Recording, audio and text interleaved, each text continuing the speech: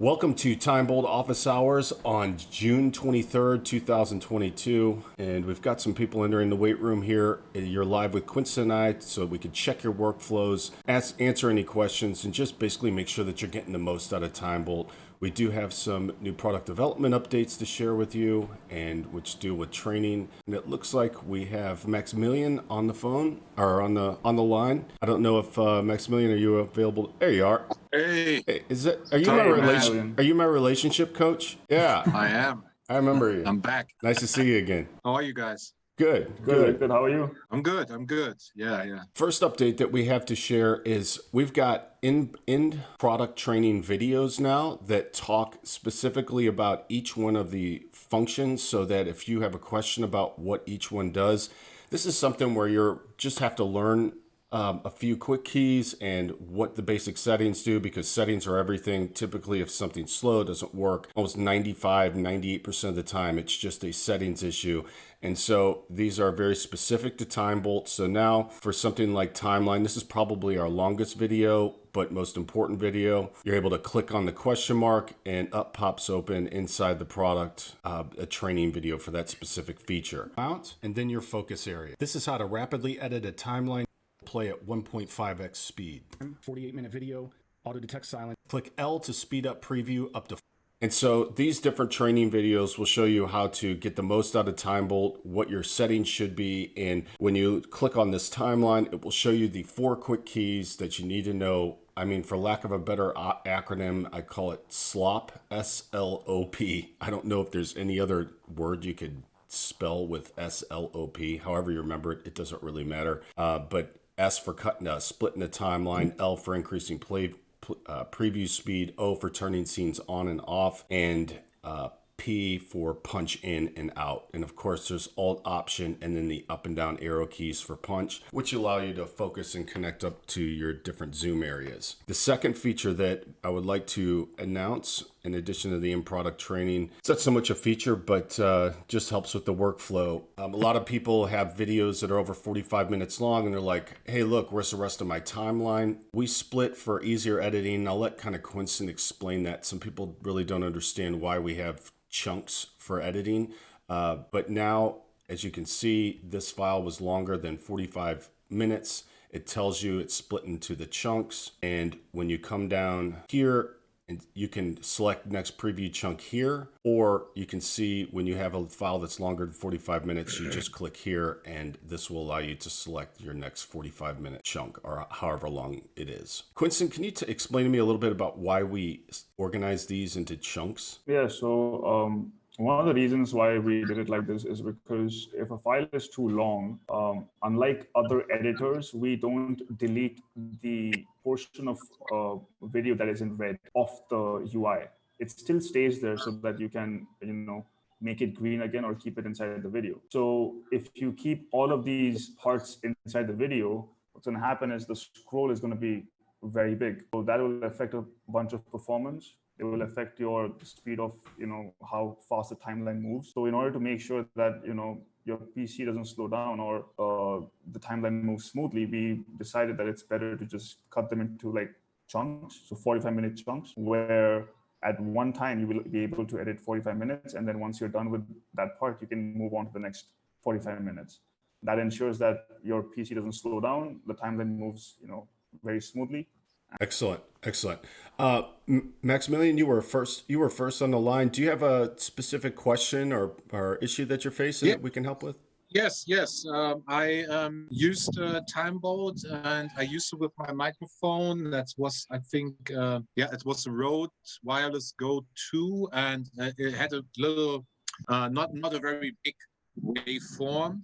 And so the difference, I think, between the loud parts and the lower parts was not so big. So what it ended up happening was it was cutting off my words. So, and I had like a 25-minute video, and it was easily cutting up the last syllable of a word every time. And I've tried to fumble around a little bit with the settings, but I couldn't make it work. What I found is a video of you saying I have to normalize it before, then it sounded kind of strange in the timeline.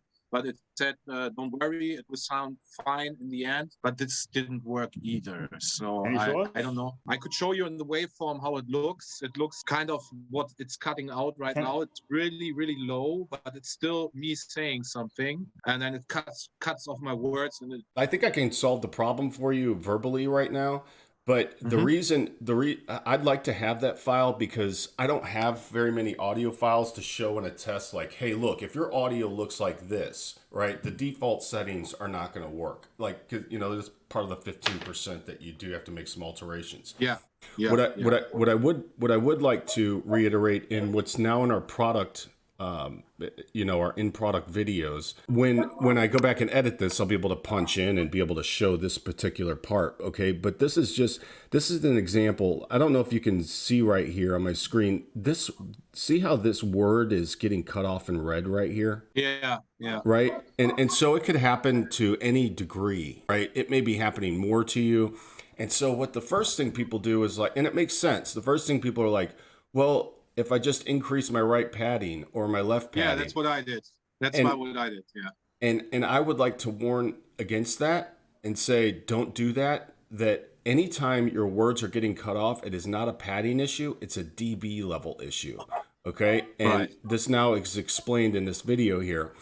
But what you want to do is you increase the dB filter below value level to capture more audio, and you decrease to capture less. Okay. So this still has some audio in the red. I want to increase it to capture more of this. Okay. So what I'm going to do is go to minus 40 dB. Okay. I'll try I always do increments of 5 at first, between 30 and 40. Okay. It's either minus 30, minus 35, or minus 40. Hit update silence detection settings.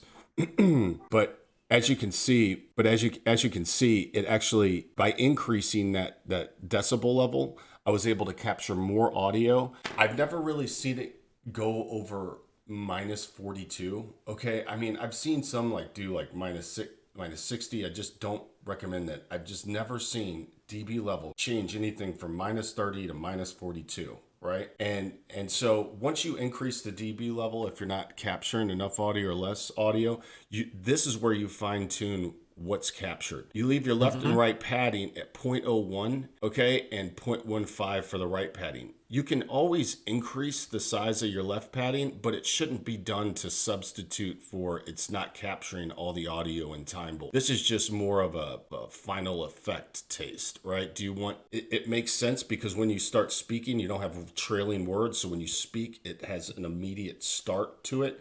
And that's kind of the purpose of the jump cut. If you want to optimize time, you use it at 0.01.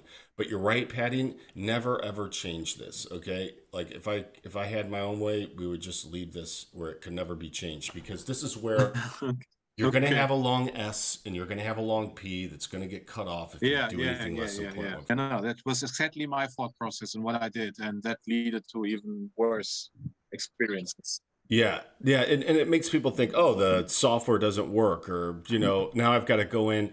If you are doing any type of manual adjustment inside like a design editor, or the settings aren't right?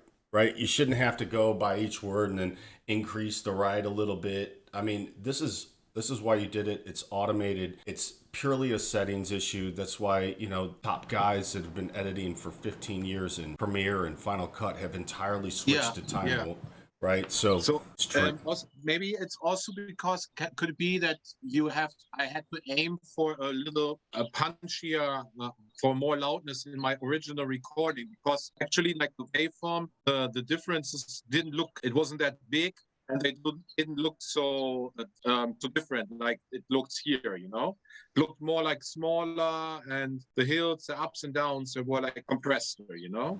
Like from my remembrance. They look very small. Yes. Yeah, so there's one solution for that. In the settings section, you can increase the volume of the preview. So can you go to the settings section? Yeah, so here there is an option to increase the volume. So it increases yeah, but you have to restart the app once you do that. You have to restart the app, which means don't do I did this too, but I think the problem was that the difference between me speaking and not speaking wasn't not that big, you know that. We'll have to see the file then. We'll have to see the file. I hope I have the original and I didn't delete it. How but are I you will check recording? what- How are you recording? So can you hear me? Yes. I was recording with the wireless Go mic, but I don't have it for very long, and maybe I set the the input level too low. Yes. So Yes. So could that be a thing that the input level of the mic was too low? That just my audio was too low in general? yes. Then startups. That can happen like with OBS, for example, like when I record in OBS, if I don't have the audio levels set correctly, it'll end up with more of a flat audio signature. So I Yes. would increase the I don't know, what do you call it? Yeah, this is one of the best tools in the market. Excellent. I'm a I'm a developer myself. I you. sell many things on AppSumo. This is ultimately the best in the market. And there is a learning curve because most of the time what happens is we just jump onto the tool. We think we know things, like all these parameters they're showing. At the end of the day, we jeopardize. So I did the same, I was jeopardizing, cutting here and there. I played around. So maybe there's a training I missed to see, but overall, like I said, I sell many things in AppSumo. Excellent tool. It saved it saved a lot of time. I just don't know what to speak best about this tool. I simply don't know. Like, Thank you so much. Yeah, I appreciate that. I'm not hired to be on this call. Like, sometimes when I start phrasing, I'm from Canada. I'm basically, I left India around 56 years back. So I stayed in India. Yeah.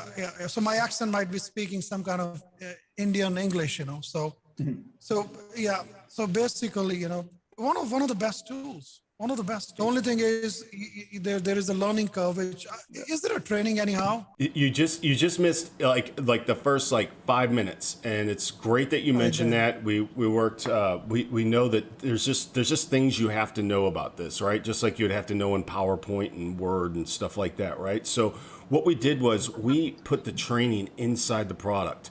So the next update, as you can see, these little question marks right here. See these? So what happens now when you click the question mark, a video, the video pops up, and I mean these are like quick videos, right? I mean this is the longest one we have. This is probably also the most important one we have. It's about a minute long. Most of them are like 15 to 30 seconds. This is how to rapidly edit a timeline using 4 quick keys. Key S creates a split. O turns scenes on or off. L allows you to we can't hear preview the audio. I think you didn't share the audio. Oh, dude.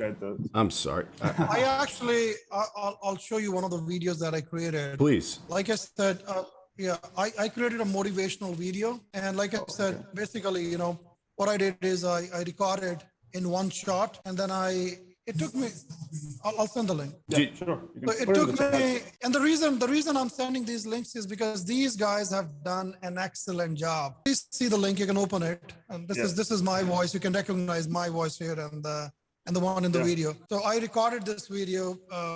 No one is happy. Few seconds. The magic was done by their tool, like simply excellent. Like I did have a learning curve. Maybe I didn't go through the training. I did a few things here and there, but I knew one thing is one of the biggest time saver you could even have in your video and audio editing. And it's and this your video. Yeah, you can play like I said. I'm not a professional motivational speaker. I just wanted to try something out. You can hear it out. It's not bad. I mean, it's just exceptional work these people have done. Wanted to get the message. See, I know exactly. I definitely I know exactly what you're talking about when it comes to depression. I have to put on my happy face. Basically, I'll show you the part one of the video. So basically, I developed a tool and I was editing. That's the part one I'm sending you. So basically, I'm telling people that how using my tool, I can create a motivational video. You can see the part one. So basically, the message I'm giving here is this tool has made my life as a developer, as pretty much anyone who launches product. This tool has made my life heaven. If there is a better word, I can use that. So how do you use it exactly? So basically, I develop. I'm a principal developer. I'm going to show how easy. One of the biggest banks here in Canada. So I'm 68, by the way. So wow. I develop products for AppSumo. I've developed products for the biggest marketer in the internet marketing. So currently I was developing this tool, which is a copywriting tool where you can just bring your OpenAI key. Because what's happening in the market is every Tom and Jerry is bringing their own, copywriting tool. I said, just stop this nonsense. you can get the key for 3 months free. Just plug the key, right? So, and I show people case study part 1 and part 2. Actually, I show them the actual motivational video. The bottom line is, previously I would spend time in editing. I would spend time in doing this. I would spend time. Remember, I'm a developer. And currently I'm a $600 per hour developer. And if you take my 2 hours, you can hire someone in a third world country for a month. You understand that, right? True. So if I'm spending an hour on editing, and if I give it to someone to edit, I basically have to tell them what to edit, what not to edit, just don't do this, just don't do that. So basically I have something in my hand where I can just get it done within within minutes. Yeah. Like amazing, guys, like amazing. In AppSumo, I've developed products for the biggest marketer in internet marketing. I've done so much in marketing. Out of every 10 products launched on JVZoo, 6 or 7 I developed. Warrior Plus. Shit. So like if I'm praising you guys means it's a lot of weightage, It means a lot to us, yeah. Yeah, no, it definitely means a lot to us. Do you, And then within next few seconds, I record the content. You can see the part 1. Basically, I'm teaching people by an example. You see, I got a heavy accent. I've got a French accent, plus obviously I was born in India. I got a blend of multiple accents. So I tell people, if I can create a motivational video, like my motivational video isn't the bad in the world. You heard it, right? Yeah, that's good. If this is not the best, this is not the bad. If I can do it, you can do it as well. And using my tool, I create the video within milliseconds. that's awesome. That's awesome. And when you say the tool, so this is your tool, create YouTube content. Yeah. So Okay. basically my tool is, there's a writer that was launched on AppSumo. There is a Tom and Jerry, everybody is launching their tool. What my tool does is, excuse me. So with OpenAI, if you give them a phone number, they give you access for 3 months for free. Okay. So you can basically get a key, plug into my application, do anything that writer does, or any other AI tool does in the market. You can create ads. You can do pretty much anything. It has got all the options. Now, do you It's a have content generator. So the OpenAI tool is a content generator. It generates. No, OpenAI is a key. It's a key, but then that key is required. So what I did is I have my own recipe plus the OpenAI key. So when you plug in something here, let me show you if I can. Maybe later. I just don't have, because I wasn't even planning to be on this call. I just came in to say thank you so much. And Maximilian, have you checked out? I don't believe you were on when we came out with Punch. Have you seen that? Yeah, it's cool. It's pretty cool. I used it. Yeah, it was really cool. When Awesome. my words wouldn't have cut off, I definitely would have used it Yeah. more. But then I said, okay, I have to give it my cutter and see that I time to come on the call. Yeah, no. I think I found the file. I shared it with you. Yeah, I saw it. You bring your own keys, just plug it in. You can create SEO content. You can pretty much do anything in the world. You can write resumes. You can basically do anything. The benefit you have is, rather than buying every Tom and Jerry's application that comes tomorrow, day after tomorrow, at the end of the day, you use my recipe plus the OpenAI key that gives you more relevant content, right? Yeah. Okay, we all have so it. you just basically input a title and it kicks out some content for you. It gives you a complete YouTube video content you can just speak on. No, well, I'll definitely, yes. we'll definitely check your video. I'll definitely check your video out as well. Well, congratulations on the tool. It sounds like you make quite a bit. I've got many tools. You can congratulate me till the end of the day. Dude, no. So basically, the coming back to why am I on the call is, your tool has been helpful. I was able to create case studies quite quickly. It has helped me in reducing like I said, if I give it to someone else to edit the video, first of all, I have to explain them. I have to tell them this and that. Now I can do it myself. So that's the beauty of your product, is it just makes your life easier. You can't actually impress everyone in this world. You cannot. As a developer, one thing I've learned is, and you don't develop things to impress people. You develop things to kind of solve a particular problem, right? Then once you solve that problem, you have a set of people that fall into that bracket. They start using it. But then you have some stupid people that also jump in. They say, you know what, this tool is fine. I wish it could even climb Mount Everest, It could just take me to some Mars or Jupiter's, So you always have a set of people that just kind of the troublemakers, yeah. Yes, no, I mean we see a number of tasks that can eventually be automated, improved, and time saved in a linear fashion. Whether it's saving something, whether it's something to do with the audio, whether it's adding to things that happen in a linear workflow, we've got on our list, and we hope to continue to expand this.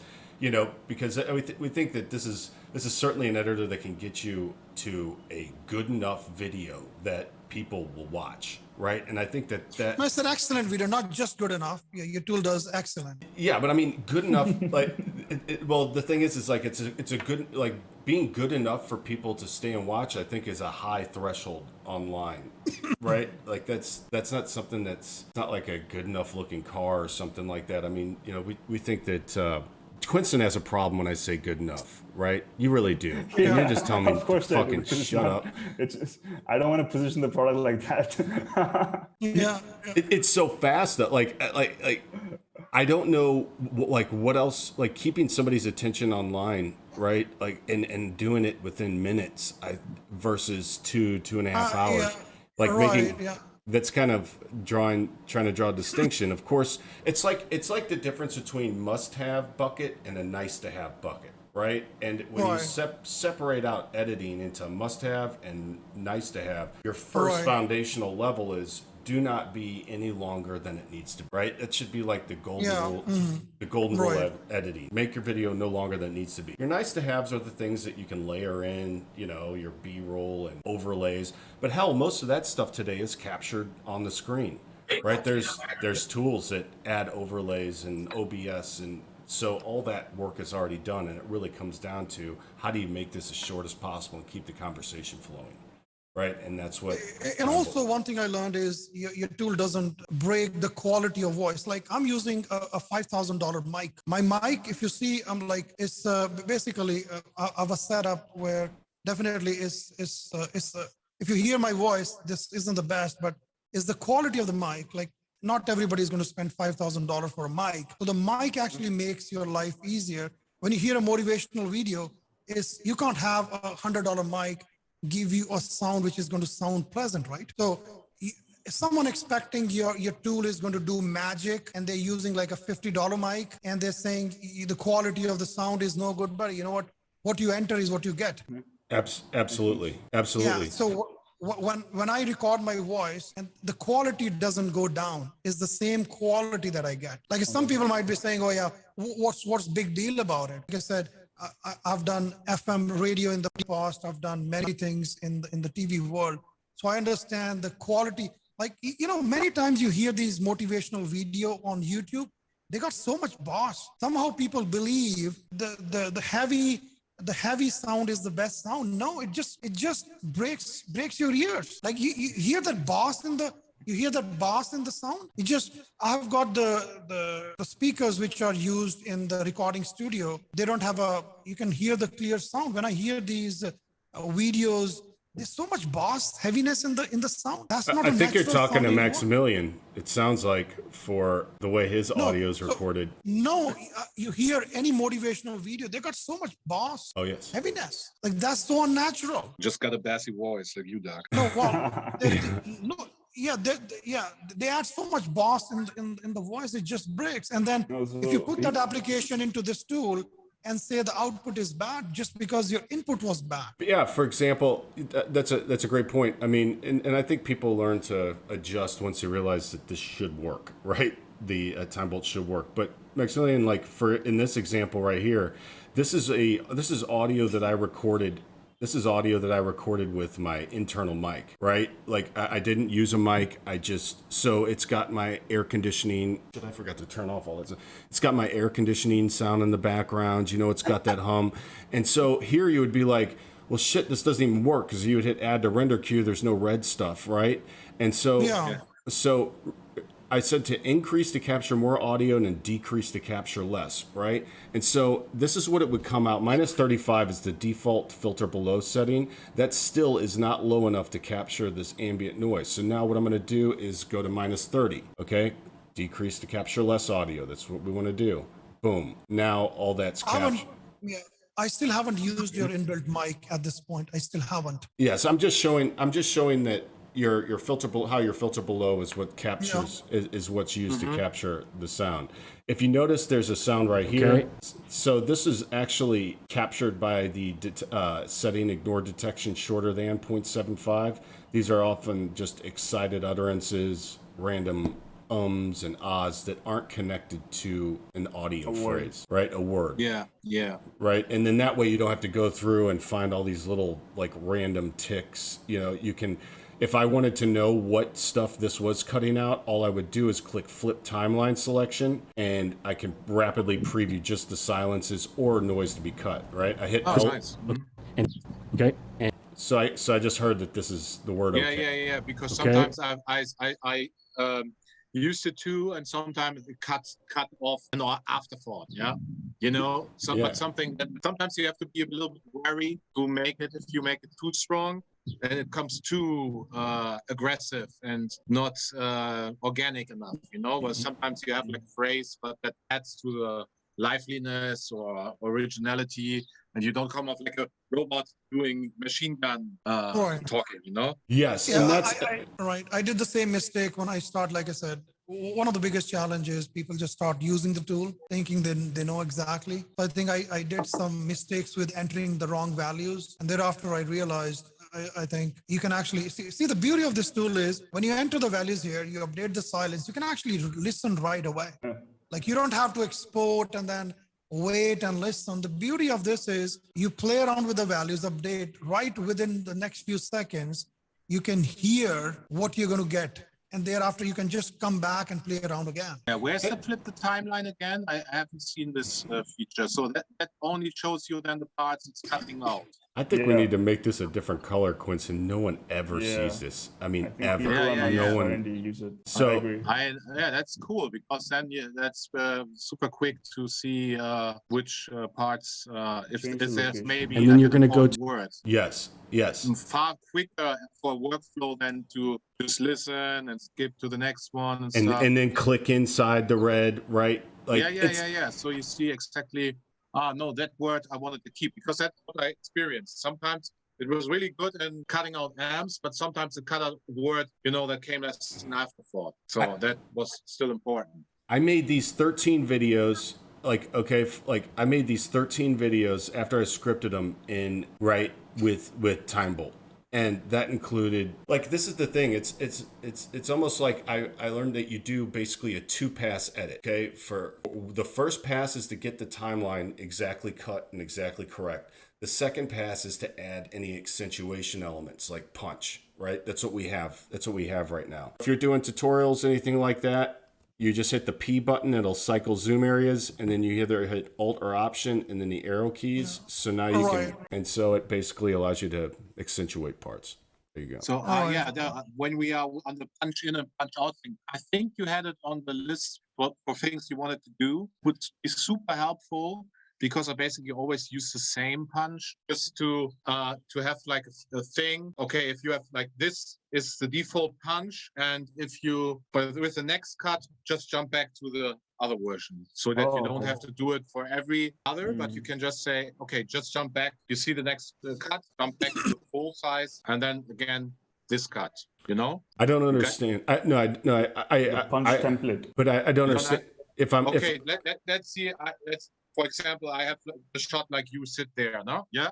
Mm-hmm. And then I make a cut. Because the thing what you want to avoid or where you want to get dynamic, it's mostly if you have a cut to make then the jump to your face, for example. Yeah. That would be my first. So guys, I have to drop. Okay. See ya. So Doug, I'm thinking this. I don't really know what I would use that for at this point in time. No. If you have audience, because if you have audience in the domain, in your niche that do the YouTube video, so they can actually use the tool. And how do we collaborate? That's going to be a part of a separate independent call between me, you, and Quentin, right? So we can do that later.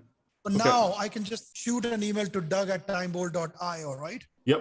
Yeah, you Yep. can definitely. So I'll send that. I'll also type my email. First shot is like me, half body, American, I think you call it, or something. Yeah. And then, okay, I have a cut, something gets cut out. I make a punch in to my face. After that, it goes again to the American. And when I did it, I had to always do it manually. You know, I punched my face, punch back to the default, I call it. Now, it would be really easy to say, okay, I have this zoom in.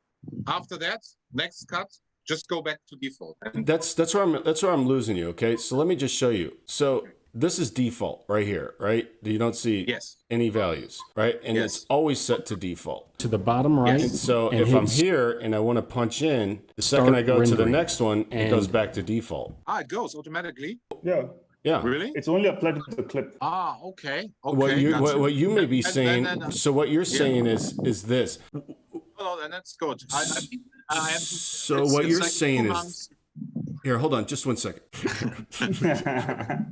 Dude, you would, man. I might hire you to do that. So what you're saying is, like, right now, if I can punch in at 150, right? I'm like punched in way.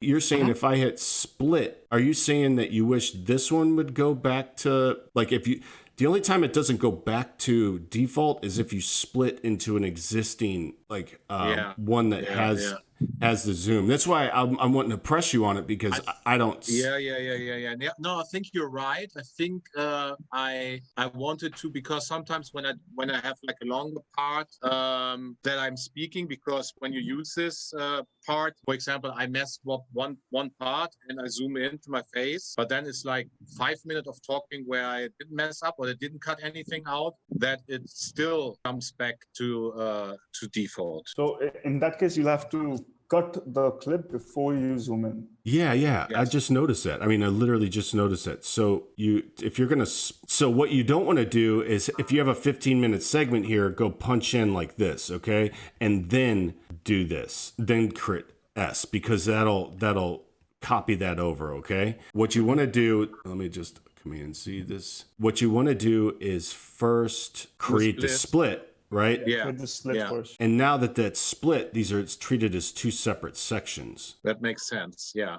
I didn't even know. Yeah, no, that makes sense. Yeah, maybe, but I think you had it on your planned list. So, for example, you can have some kind of automation, like if you have like a longer part where you don't have to do any cuts, you have 10 minutes, there's no cut, then still by default, every 2 minutes or 3 minutes, do a change. So it gets a dynamic in, even if there's nothing really needed to work. I mean, I think the automation piece will come after, like, we figure out what is punch. I mean, like, the kind of totality, because, like, we have to not just create the effect inside TimeBolt, but then we also have to be able to export that to Final Cut, to Premiere, through a plugin, through specific types XM, and same with speed up silences.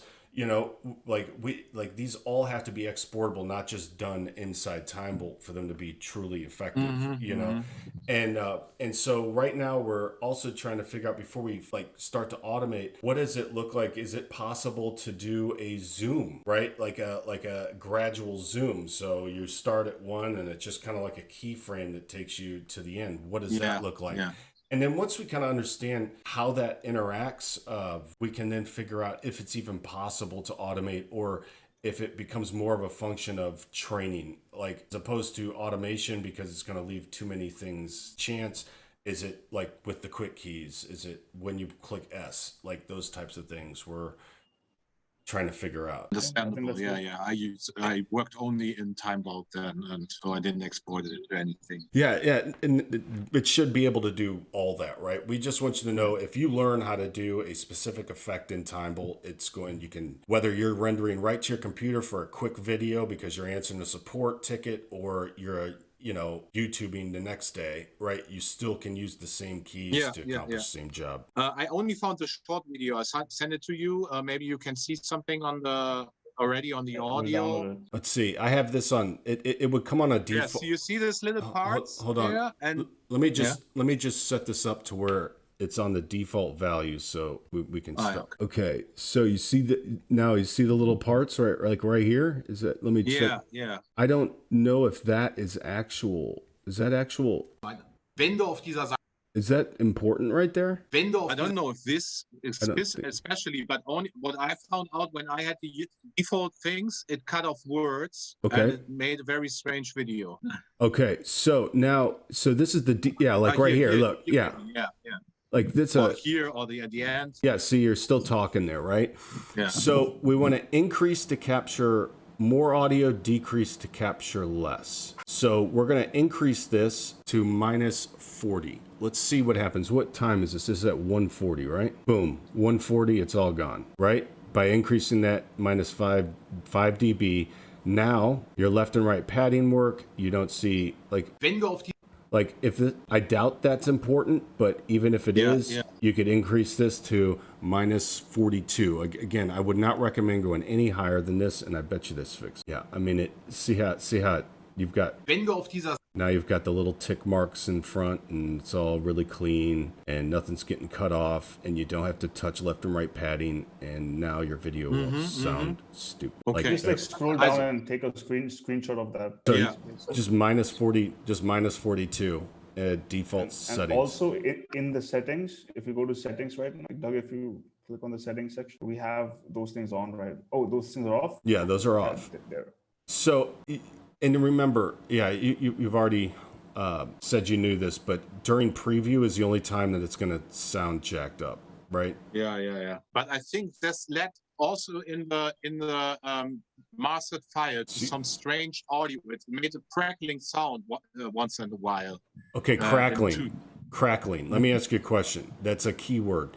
Okay, as you can see, like now that we did that, the audio is more defined, right? Like you saw, there, it's just a little more defined. That's what the audio normalization settings do. So we still use the same filter below level. That all that stuff doesn't change. Okay, and so what happens is if you're crackling, this is typically what happens. Have you tried apply transitions? Well, then never mind.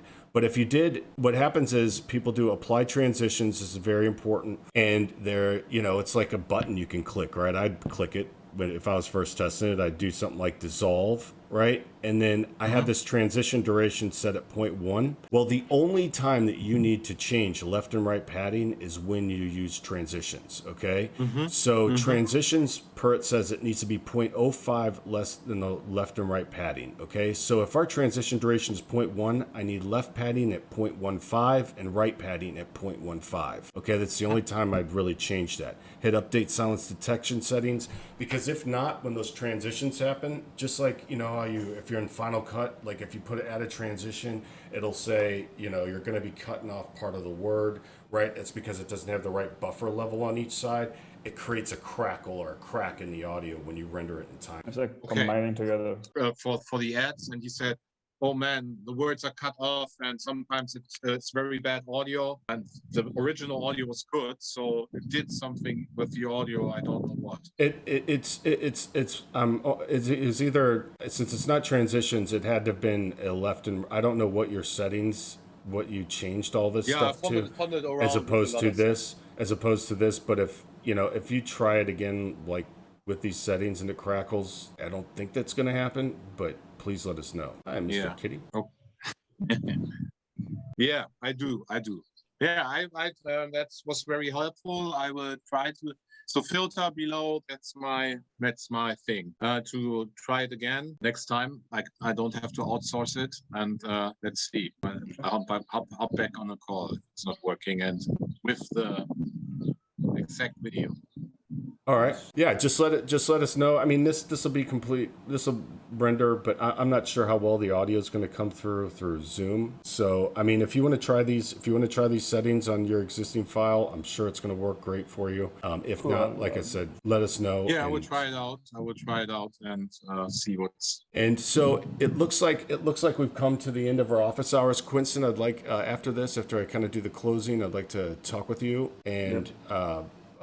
And Maximilian, of course, thank you so much for joining us today. And, talking through these questions. There are questions a lot of people have, and unless you showed up to ask them. You know, it's impossible for us to get people Yeah, trained. anytime. Yeah, we Excellent. will see each other again.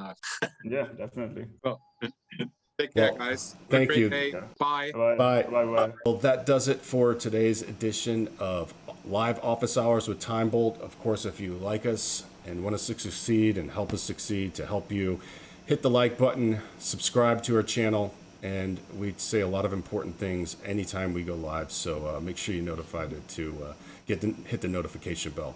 But thank you very much from Doug and Quincy at TimeBolt, and we're out of time.